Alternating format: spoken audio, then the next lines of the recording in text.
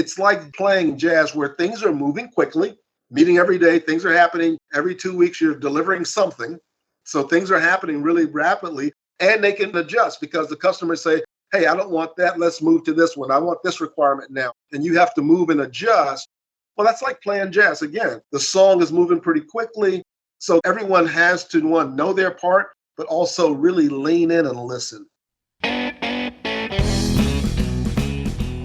Welcome to Manage This. I'm Wendy Grounds, and joining me in the Harmonious Studio adventure today is Bill Yates and Danny Brewer, our sound guy. Hold on to your project plans because today we're diving headfirst into a fusion of beats and business. You heard it right, jazz and project management are about to collide in a symphony of ideas with a trailblazing maestro of maximizing potential, Gerald J. Leonard. Gerald is an IT project management consultant, but he also has 2 degrees in music and is an accomplished bass guitarist. As a professional bassist, he uses jazz metaphors to illustrate how to build supportive and effective team cultures. Creating successful projects and high-performing teams is much like building a jazz ensemble. This isn't your average podcast. It's a symphony of ideas where project management meets the jazzed-up art of success. So buckle up, hit play, and let the show begin.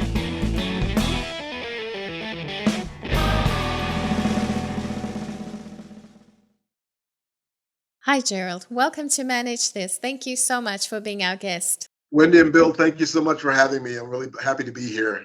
Can you tell us, just as an introduction, how you've combined your dual careers as a professional jazz musician and as a project management consultant?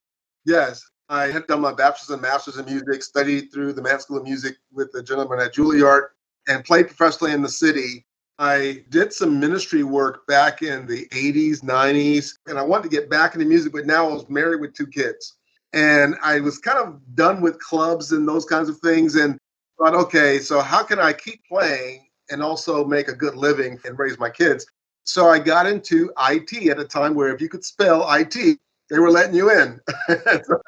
and so I got in, and I had my master's already. So I thought, I'm not going to go back to school for another degree. And then I realized they had all these certifications out there, the Novell certifications, the Microsoft certifications, the MCSE certifications, and all these different things like that. So I just started going that route. And that led me to a place where for years I was doing project work, became a project management consultant with a number of different companies, did work for the National Archives and major corporations, helping them at the enterprise level. And then I would go and play shows, or I'd play a concert, or I'd play a recital. And I started noticing that sometimes I'd go into a gig and I have no idea who the musicians are. After the second rehearsal, we're all best friends, we're hanging out, we're showing each other's family pictures, and we're talking about our careers and where we went to school, and we're just connected emotionally. And there are a number of projects that I was on. I remember one with the National Archives where we had a great team together. And I thought, this is like playing jazz. This is like playing music, because everyone on the team, the developers, the business analysts, the testers, and so on, me as the project consultant, we all kind of brought our expertise to the table. And working with the gentleman, Larry Hines, his just names popped in my head. He was like the executive sponsor, our main audience, and he gave us the big picture of what we were trying to accomplish. And everyone just kind of subjugated their expertise to the focus of making this a great project. It actually turned out to be a really, really great project back in the day with the National Archives when they were doing like an electronic archiving system. So that started the germination for me of seeing how music and what I'd learned as a kid playing music and all the things I've learned as a musician were being applied into my business world. And then after that, all the other projects, there were elements of the vibe, or feeling like I was playing music, or feeling like I'm working with other musicians. And then I go do music, and I was able to take the thing that I was working with from business and apply them to my music. So I was like running more efficient rehearsals or more profitable concerts and so on. So it just all kind of tied together, basically culminated into me in around 2015 meeting with a gentleman named Dr. Willie Jolly and his wife, Dee. Willie's one of the top 5 speakers in the world when it comes to motivational speaking. Dee had her master's in education, and I went to them for like a weekend workshop. They honed in and said, you really help companies with their culture And at that time, the song All About That Bass was out.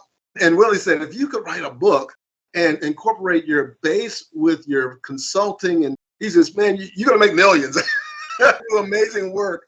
I took that idea, and over time, that book became Culture is the Bass. You let that settle. Just think about your favorite song where you're kind of like bopping your head and listening to it.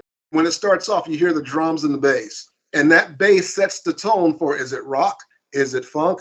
Is it R&B? Is it country? What is it? You can tell right off the bat based on the bass line. And I always thought you walk into Nordstrom or you go shop on Amazon or you go into your favorite local store, it has a vibe, it has a feel. There's something about it that you like that keeps bringing you back. And it's the culture, which is kind of like the bass line. And so my second book turned out to be Workplace Jazz, because a lot of work went from really large project teams back in the day. I mean, sometimes you go on a consulting engagement, there's 20 people and companies were paying for it. And then pretty soon it whittled down to where you go on a consulting engagement and there's 3 of you.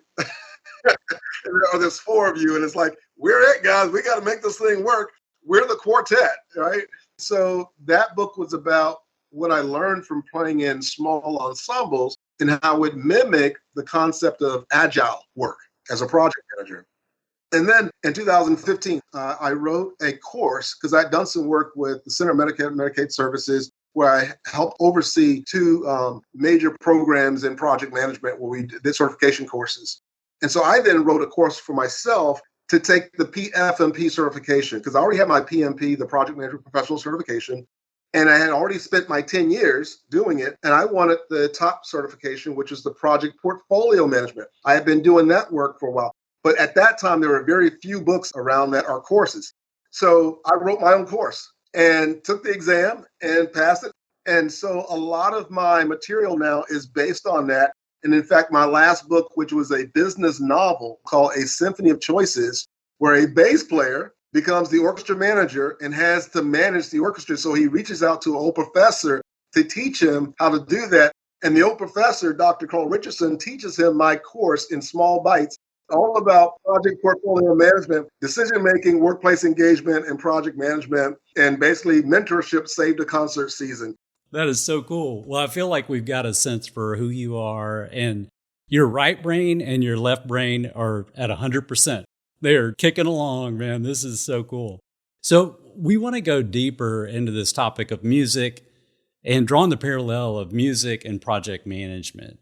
What are the key benefits of incorporating jazz music into project management practices? Well, when you listen to jazz, what you'll notice is that they always start off with some kind of a melody, right? And it may be a short melody, maybe a blues type of melody, but they have this theme of music, right, that they keep coming back to. But then once they play that, one of the musicians steps forward and they start soloing. And soloing is simply, they're not just like making this stuff up. They understand the patterns of what they're playing against. They understand what they're playing and how it correlates to what's being played. And so they're giving their own interpretation of the melody and how they're feeling at that time. The rest of the musicians are understanding that, okay, it's the saxophone player's time to solo. So we're going to lean in and we're going to listen. And wherever he wants to take this song, we're going to go with it. So you think about agile work. You have scrum meetings, you kind of come together for the 15 minutes. What are you working on? What are you doing? What's happening? Any impediments? And then depending on where you are in the project or in the life cycle of that effort, it may be the QA person's time to stand up and solo because the development work is done. Now the QA team is actually leading. So they're the ones who are soloing. And what does the developers do? What does the project manager do? What does the business analyst do? They all lean in and support that QA person to make sure that they have what they need. To me, it's like playing jazz where things are moving quickly, meeting every day, things are happening. Every 2 weeks, you're delivering something. And they can adjust because the customers say, hey, I don't want that. Let's move to this one. I want this requirement now. And you have to move and adjust. Well, that's like playing jazz. Again, the song is moving pretty quickly. So everyone has to, know their part, but also really lean in and listen. Okay, that's so good. You're looking at Bill. He's got no music acumen. I mean, if a note hits me in the head, I don't know what just hit me. I don't know if it's a B flat, a G flat. I don't know. This has always intrigued me because I love jazz music. So how do the soloists know when it's their turn?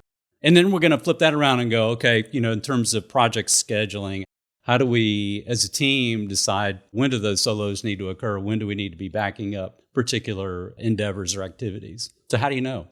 Exactly. So there's a pattern, there's a cadence. Let's say the song is a 12-bar blues and it's counting 1, 2, 3, 4, 1, 2. So, okay, you count 12 of those, that's the song. And so now say the saxophone player is going to solo. He has maybe 12 or 24 bars that he's going to solo. So everybody knows that they know the pattern of the song and they know he's going to solo. And they know that for this 4 bars, it's going to be in this key, then it's going to move to this key and move to that key. So they understand the structure. And you think about project management, even with agile project management, there's a pattern, there's a cadence, daily scrum meetings on every 2 weeks after you have your reviews, right? You have your ceremonies and so on. And so there's a structure and a pattern to the process. And it's the same way in music.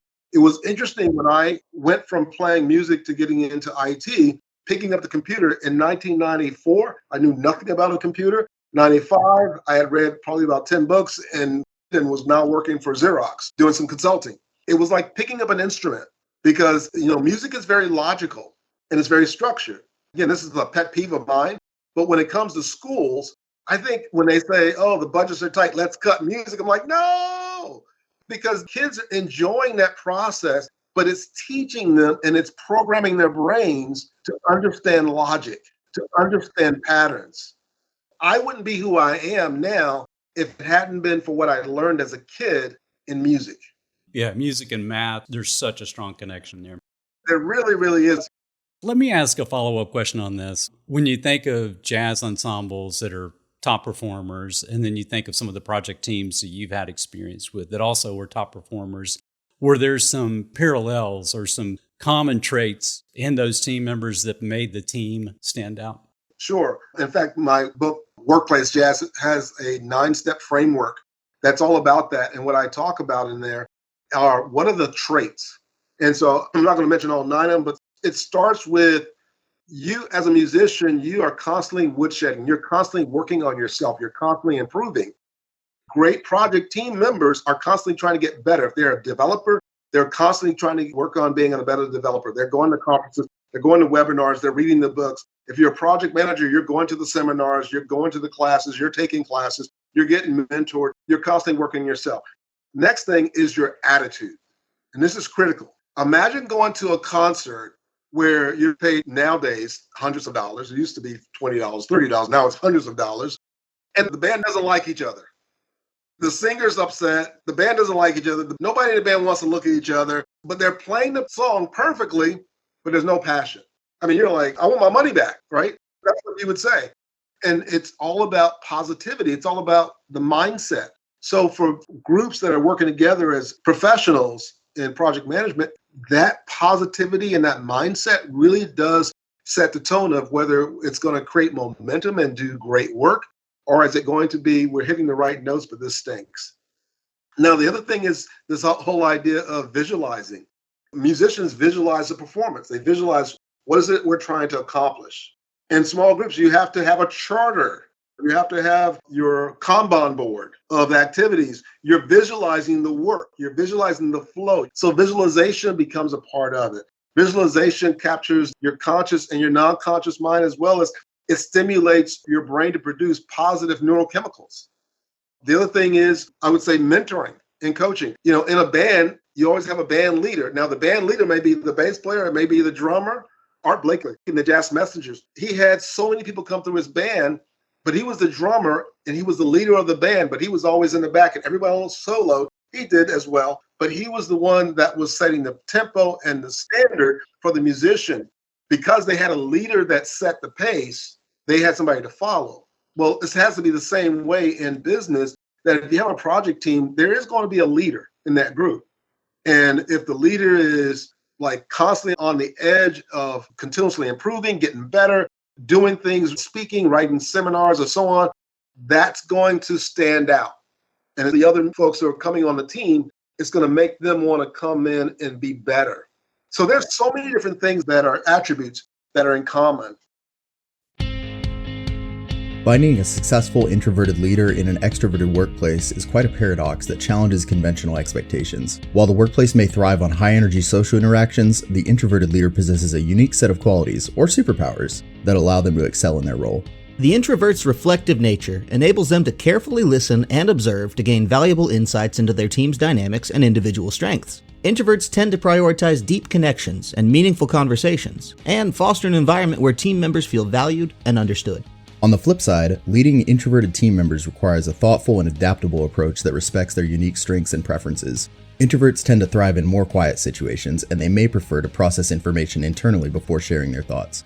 Leaders should try to encourage a mix of collaboration and independent work on teams to accommodate the needs of both introverted and extroverted team members. A mark of true leadership is defined by the ability to empower others. If you'd like to learn more, Velociteach offers an excellent course by Dr. Jennifer Kahnweiler called The Introverted Leader: Leading a Team in Today's Extroverted Workplace. In this course, Jennifer draws on the latest research, stories, and humor to demonstrate how organizations can harness natural, quiet strengths. You'll learn how to bring out the best in you and the team you support. Talk to us a little bit about productivity, how jazz can help with productivity in a team. Well, with productivity, again, if you take the concepts of a musician, they're working on themselves. And one of the things about musicians is they love feedback. They want feedback from the audience, and they want feedback from the other musicians. They play something, and they're kind of looking at the guy, hey, did you like that? Did you not like that? Am I going in the right direction? If they're working on getting better, they're going to get a coach. And I look at it this way: mentorship and coaching is like being in the HOV lane of life in your career. You ever get stuck in traffic and you're by yourself? It's like, it's going to take me 2 hours to get home now. But if I had somebody with me, I could get in the HOV lane. I'd be home in 15 minutes. Doggone it. Why didn't I have somebody with me? Well, that's how life is when it comes to mentoring and coaching. So whether you're a musician and you're getting mentored and coached around productivity, or you're in the business world around productivity, and productivity isn't about how many hours can you work, how fast can you work, how hard can you work, because a musician can't do that. The best musicians perform, play, and then they take breaks. Because, horn players, they have to take a break. String player, you have to give your hand a break. You have to give your body time to process what you just did, especially if you're learning something tricky. Well, we don't think to do that in the business world. We just think, we got this project we got to do. We got to work around the clock. We got to get it done. And people are coming in, drink their coffee, blah, blah, blah. And then the work comes out and it's not the sharpest piece of work that we've ever done. And the reason being is it's physiology. Our brains only have so much capacity when it comes to our conscious mind. When it comes to our non-conscious mind, our brains have almost endless capacity. So think of it this way: the conscious mind, if you put your feet together and draw a circle around your feet, that's the size of your conscious mind. It has let's say a bucket size of capacity of what it can handle. Your non-conscious mind, the part of your brain that runs your body, runs all your involuntary systems and everything else, and holds all your memories and whatnot. If you put a dot in the middle of your feet and then go out 11 miles and draw a circle around you, that's the size of your non-conscious mind. It's like 1,000,000,000,001. So if I'm just working and using my conscious mind, pretty soon I'm going to fill the bucket up. And pretty much nothing else is going to get in. And I'm going to be trying to keep working, and I'm going to burn myself out. And you can tell, because either you start getting sick all the time, you're always stressed, you have body aches, you always have headaches, you're just kind of having a lot of negative thoughts. Your body is now being filled with stress. It's going to eventually break down. And that actually happened to me. And I'll tell you about that in a second. But if you focus on working hard for a little bit, take a break, allow your non-conscious mind to process everything you've done, and then go back, now you've refreshed your conscious mind, and now you're working better. And so I think when it comes to project teams, having endless meetings, one after the other, is detrimental to the team. It's detrimental to your own health. It's detrimental to your physiology. We need to have a meeting, take a break. I've had 2 podcasts today. In between, I took a break. I have a piano. I played some piano. I made some phone calls. I did other things other than the work that I'm doing right now, so that when I came back to have our conversation, I'm so much more refreshed. I have 2 more meetings after this, but I've spaced them out in my schedule because I know I need time to let go, do something different, allow my brain to process. And here's what I mean by this story. In 2018, I had a major bout with vertigo. It happened 6 weeks before a TEDx talk that I was to deliver. Long story short, it wasn't the normal kind of vertigo. I was rushed to the hospital. They had to give me some kind of IV to make it stop. I was in the hospital for a day and a half. When I was released, at that time, my ex-wife had to get a walker because I had lost the ability to walk. Now, 6 weeks from now, I'm supposed to be delivering a TEDx talk. And so I'm laying in bed. I can't look at my laptop. I'm still a consultant, but I hadn't been work that whole week. I'm like, is this my life? What's going to happen here? And I started thinking about my TEDx, and it was called Practices and Performance, Falling in Love with Music. And really the underlying theme of it was the neuroscience of music. And one quote was, as a musician, when you play music, the brain gets so active that there's damage, it'll rewire itself. So as soon as I could get up, I made it to my office, grabbed my bass, and I played for a little bit. I did it every day. And within 3 weeks, I was able to walk into my doctor's office unassisted. 3 weeks later, I walked on stage and I delivered my TEDx talk. But it actually left me with a vestibular imbalance. I don't call it a disability, I call it a constraint. And by calling it a constraint, I look at it and go, okay, what can I do to take advantage of this constraint to be more effective than I was before, while at the same time really taking care of myself? Now I do yoga. I write out my goals the night before, what I want to get done. I usually have 3 to 4 or 5 things on a date I want to get done besides my meetings. So how do I do it? I've learned things like the Pomodoro techniques. I've learned the neuroscience of productivity. I've learned how my body works, how my brain works. And so now it's, how do I tune what I'm doing so that I can get the most important things done using the least amount of effort? Portfolio management. I do portfolio management on myself personally every day. What 3 or 4 things that I can do every day that's going to move my company, move my business, move my life forward using the least amount of resources while taking care of the rest, while running the business, growing the business, and transforming the business, which is my life. Thank you, Gerald, so much for sharing all that. I really appreciate your transparency. For project managers that are listening, I really want them to hear from the application that you're making. The same way that I would not expect a musician to play the saxophone part perfectly for 2 hours straight because of the fatigue, right? The mental and physical fatigue. I should not expect to be able to drive my team just countless hours and expect the same amount of productivity, no errors, something that's going to be accepted the first time by the client. We have got to hit a rhythm that's sustainable, that includes breaks, chances to refresh. To your point for today's schedule, you did something intense, you stepped away and did something that refreshes you, and then you step back into something that's intense. Exactly. We have to hit that with our teams. That is called the Pomodoro technique. And the Pomodoro technique, the science behind that is based on the concept of deep work, right? Great book. And so the idea is you take a critical thing that you're working on and forget about multitasking, because that's a fallacy. It doesn't work because our brain's only single task.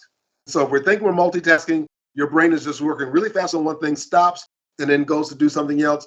But it takes you about 23 minutes of processing time before you're really back engaged with what you're doing. So you're constantly switching. You're never really engaged. You never get into flow. So to get into flow, which happens to musicians all the time, where you're playing or you're engaged and time like standing still and you're just like, oh my goodness, where did time go? That's called flow. That's where you're at your most creative. The only way to do that in business is use the Pomodoro technique. Set a clock, a timer, set it for 25 minutes, turn off everything else, focus on that activity. If it's a document, if it's coding, if it's a requirement specification, whatever that is, focus on that item for 25 minutes. When that clock goes off, stop where you are, make a note, get up for 10 minutes, go do something else. Go walk outside, go walk the dog, go pick up the trash, go check for the mail. Or if you're in the office, go down the hall, have a conversation. Again, go downstairs and come upstairs. Do something, anything. Here's the thing. When you do that, your brain says, okay, we just had an exhaustive sprint. It starts saying, okay, I need to refresh. So now the non-conscious takes over and helps the brain to refresh. And it takes all that you've taken in and it begins to categorize it and process it so that now when you're back, all that information is now, you've kind of emptied out the RAM and you've saved it to the hard drive. So now when you go back, you have a clean slate, you're fresh, you're like, let's go back at it again. And there's things that you can do in the middle of that. Again, with going through what I went through, I learned things about brain gyms, the Qigong, energy management. I learned things around tapping, the emotional freedom technique, things where you are able to release stress. I studied heart math, and I actually have a little device where you can get your body in coherence. And so even if you have 3 minutes between a meeting and you just stop and put your hand over your heart and take deep breaths for 3 minutes, that gets your brain, your heart, and your internal organs in coherence, meaning they're oscillating at the same frequency. That refreshes your body. Now I'm ready to go back in, and I'm much more refreshed. I can handle it again because I've given myself back the capacity that I need. Otherwise, it's like I poured myself a cup of coffee and the coffee jar is full, but I'm going to keep pouring. All you're going to do is burn your hand, and you're not going to drink the coffee. You just referenced 2 books that I'm a big fan of too, Flow and Deep Work. Excellent stuff. Yeah, those are amazing books. If we look at the teams, if you're a project manager and you have a team that maybe is struggling with motivation and you're struggling to really get accountability amongst your team members, how can a project manager motivate their team, get that accountability, and yet not micromanage them? So again, here's another exercise and an actual thing that I did. I learned it from another book, and I actually met the author. I met her online before she passed away. Her name was Judith Glaser. She wrote the book Conversational Intelligence. Once I read the book, I studied with her for 2 years with a program that she was running before she passed away, and became certified in conversational intelligence, which is the neuroscience of conversations. Here's where I'm going with that. In the program, she teaches an exercise called rules of engagement. So if you have a team that is just totally dysfunctional, things are not working, the last thing they need to hear is that there's a problem. Words are very powerful, and words create worlds. So if I walk to you and say, we have a problem, okay, so now your brain is going to the back and your amygdala is kicked in, cortisol and adrenaline is starting to flow, and you're kind of brushing up, and now you're doing all the defensive things. And I just set up your physiology to not work with me at all. So I had a team one time with one of my clients, and I said, okay, things are not going so well. And I didn't say that to them. And I knew what was happening. So I said, okay, guys, we're going to have a meeting. Leave your laptops when we were co-locating. You can do it virtually as well. We got into a room, and I said, okay, I want you to take a sticky note or a pack of sticky notes, and I want you to write down 3 to 5 to 7 or 8 things that were positive attributes of a previous team that you were a part of, that you loved and you hated that they broke up. What were those things that you loved about that team? So one, I just put them in a position to start producing positive neurochemicals, because they're thinking about all the positive things and the team that they love. They're looking at the faces of the people, and they're remembering the situations that made it fun. So they're writing down these ideas. So they look up, and they're still kind of in a funky mood because they're looking at everybody who they don't like right now. We got a whiteboard in front of us, and I call each one and says, okay, take your sticky notes and put them on the board. And if someone comes behind you and they have the same word, put your sticky note on top of theirs. So the first person came up and they shared, it was integrity, it was fun, it was this, it was that. All of these are values or attributes. So the next person comes up, and lo and behold, about 7 of the things that they wrote down are the same as the first person. So they look at each other like, okay, maybe you're not so bad. And then the next person, they may only have 5 things, and there's a couple of outliers. And you have the conversation. Why did you choose those? What was about that? What does that mean? And what does that mean to you? So now everyone's brains are now starting to produce these positive neurochemicals, oxytocin, dopamine, serotonin, and GABA. And so by the time you finish the exercise, they're looking at an infinity diagram that they just created of values that they value. And they realize that as a team, we have more in common than we have different. And so instead of trying to change the conversation, you're changing the neurochemistry. And you're getting people to focus on the positive things that they want in their life, and the positivity that they've had, and the positivity of the people in the room with them that they may believe that they thought, well, we don't have the same things. And when the team saw that, the team transformed. It became a different group to work with. They never saw each other the same. They couldn't look at each other and go, well, you're not like, well, you are like me. You do value what I value. And they found ways to kind of connect and communicate, and it transformed the project. But if I would have went in and said, guys, we have a problem. This team is not working. You guys are this, and we got to fix this problem. All you're doing is creating all of the negative neurochemicals, right? You're putting them in a state of defensiveness. They're pushing back. Their amygdala's triggered. They're thinking fight, flight, freeze, or appease. And you're not going to get anywhere with that team. When you see musicians work together and they're playing and they have their eyes closed, but they're connected and they're like talking with each other almost in a non-conscious way, is because conversations are much more chemical than they are verbal.